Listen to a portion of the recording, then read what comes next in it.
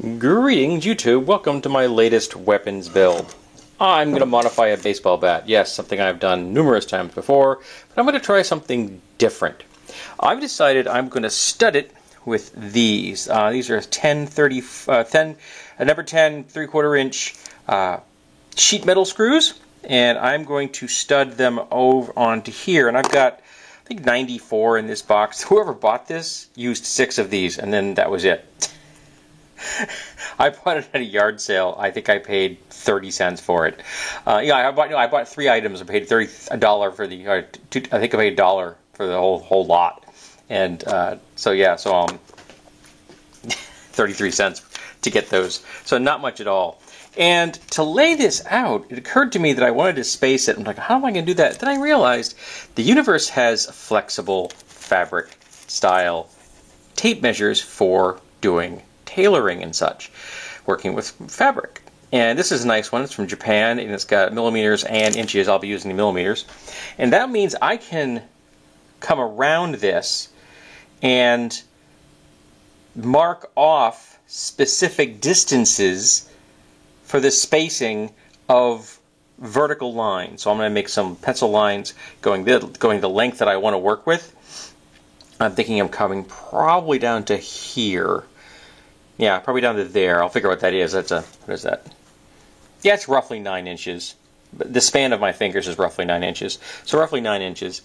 And then I'm going to put, I'll probably start at 1 inch, boom, boom, boom, boom, and put them at 1 inch intervals, and then I'll figure out how many I can get onto this. How many, because I'll do one side like that, then I'll put this one, I'll probably go down 2 inches so that there's a diamond style pattern when I'm finished.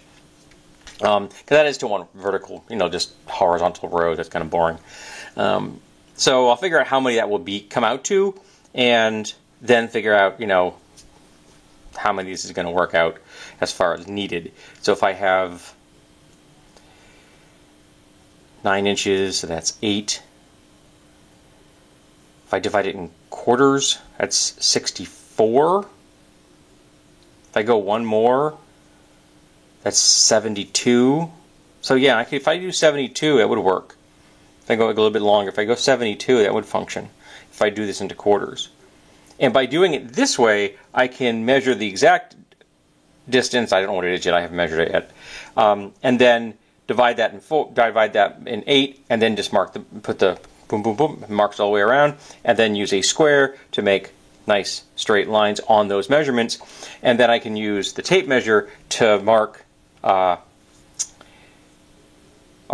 the barrel if I want to do it that way, or I could just on off of the square itself. I'll see which is easier to do. But yes, so this is a very low impact as far as cost goes. Again, I paid like 33 cents for these containers.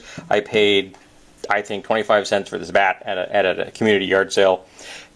I paid like $5. I know I paid $3 for an entire lot of things, including a sweater and some other things and hand tools and stuff. If you saw my video I did recently where I crafted a trimming tool for work, that was in there. So again, this is probably about a quarter's worth of baseball bat and about 33 cents worth of fasteners. So if you poke around at yard sales, you can get entry levels that are very cheap. And this is an inexpensive thing to have. Most homes probably have them if you live with a family.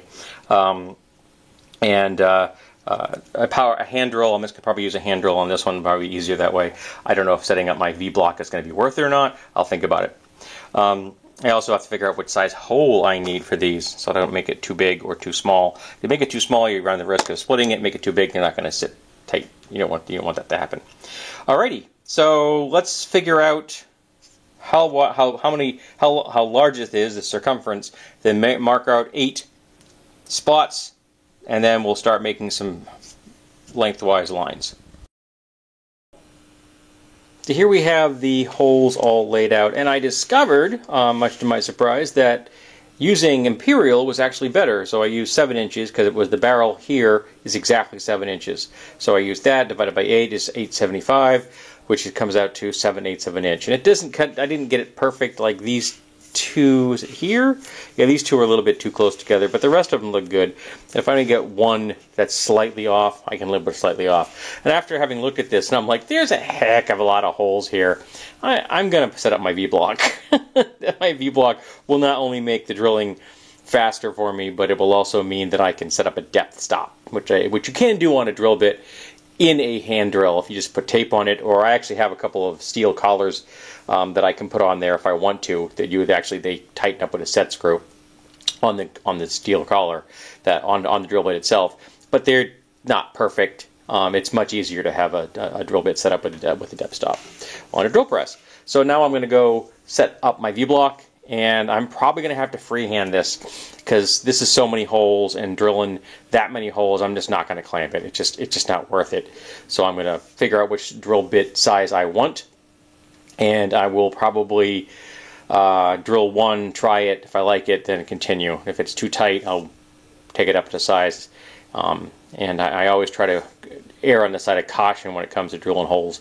Try to start in the smallest size I think I can get away with, and then you can work your way up, because you can't really add more. It's difficult to do. Not impossible. If you put, a little glue and a little wood dust in there, you might be able to get that thing to be tight again, but it's never going to be quite the same.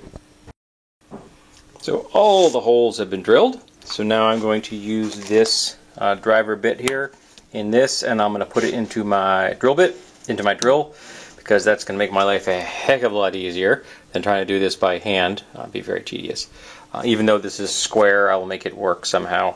Actually, no, it's hexagon. The square in the head. It's right, hexagon, so that'll work in my drill. All right, awesome. So I'm going to start boom, boom, boom, a whole bunch of times. I think I got 11 on one side and 10 on the other. So however many that is, 84, I think. So I'm going to do this 84 times. Drilling 84 holes was very tedious, however. Thankfully, I have a radio down here. And there we have the completed club. It's simple, it's not overly complex, it's just a bunch of holes and a bunch of sheet metal screws, these being number 10's 3/4 inch. In case anyone's interested, the hole size I ended up using for this was 1/8 inch. That is what worked out best in my opinion. And it did. Though it was very interesting to see how it was very different from spot to spot in putting these in, depending on what the grain was like. Depending on what the grain is, and I can't see the grain, inside the bat, but depending on the grain would really be a big difference when it came to putting these screws in place. But yeah, very, very cool, very simple, a classic post-apocalyptic vibe right there. Alrighty, so now I'm going to take this outside, get some stills for this video and for my DeviantArt. And if you don't follow me on DeviantArt, you should, as well as my Instagram, because I post cute cat pictures there, and the DeviantArt is the repository for the stills of all my projects. So thank you for being here for this weapons build. I hope you enjoyed yourself, and I hope that you return for the next one.